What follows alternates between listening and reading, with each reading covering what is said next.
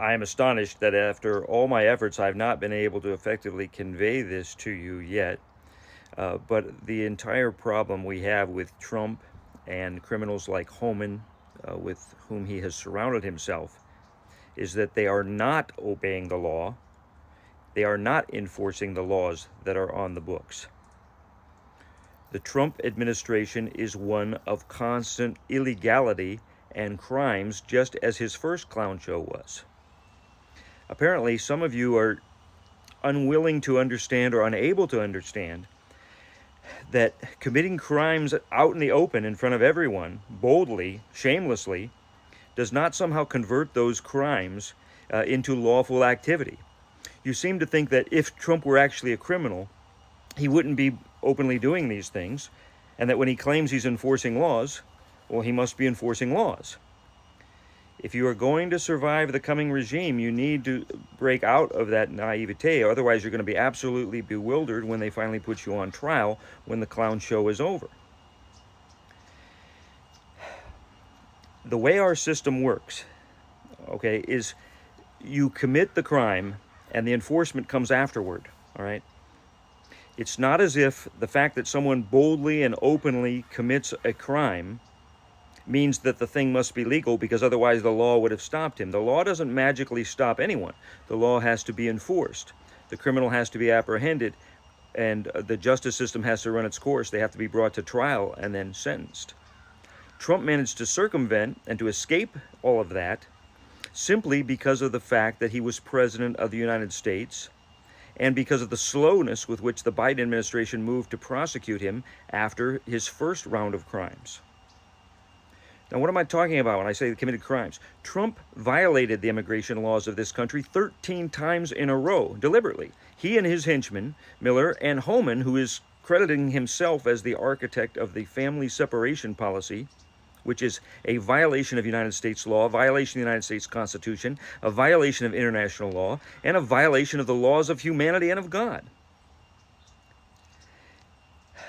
13 times he devised schemes which were contrary to U.S. law, and 13 times in a row he lost in federal court.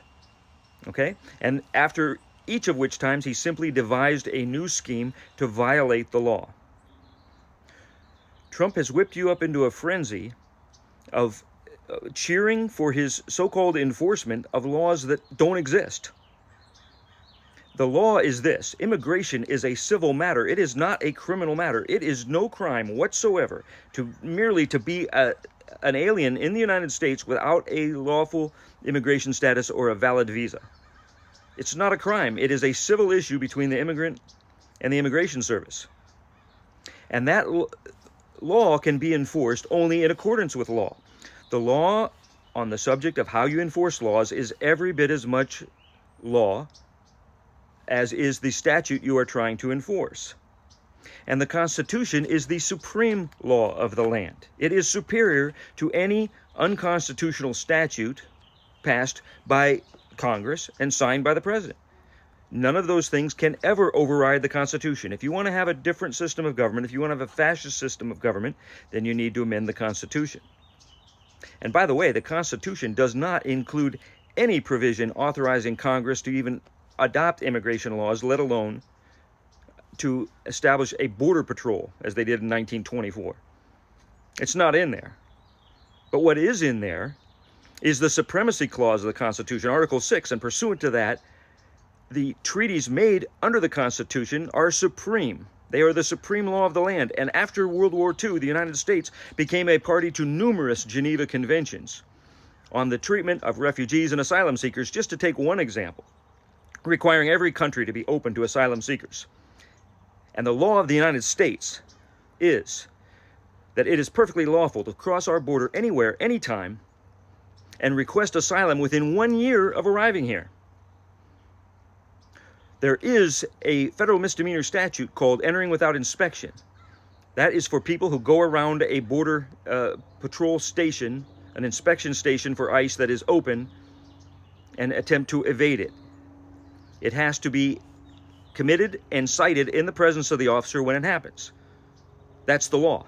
You can no more be cited for violation of that misdemeanor statute the next day, then you can be cited for your speeding that you committed last week. That's part of the law. You would think yourself quite ill-used if the police were to break into your house and drag you out of it and arrest you for the speeding that you committed last month. And you'd be right. Why? Because the law of enforcing speeding, which is on the criminal continuum, is part of the law too. And cops are not free to break that amount of the law. Even a community college graduate like Thomas Homan knows that. He was a cop. And now, of course, Trump, even though he's resigned from federal service effective June, Trump has made him a border czar, which is also not something we have in America, let alone in the Constitution. They keep doing imaginary stuff, violating the law. There's no Doge. There's no such thing. There's no fourth branch of government called Elon Musk. Everything Trump is doing is one crime after the next. It's illegality. It's lawlessness. And this is the problem we have with Trump. You think, oh, well, we're having a hard time understanding. The law is the law. You don't understand the law. You don't know the law. Trump doesn't know the law, and Trump doesn't care that he doesn't know the law, and he lies to you about the law. The fact that he commits his crimes openly does not mean that he is not a criminal. He is. Don't be fooled by this aspect of fascism. Every fascist ruler commits his crimes in public in order to make people complicit and to fool the public into thinking that what he's doing must be legal. That isn't how any of this works, and that's not how it's going to shake out in the end.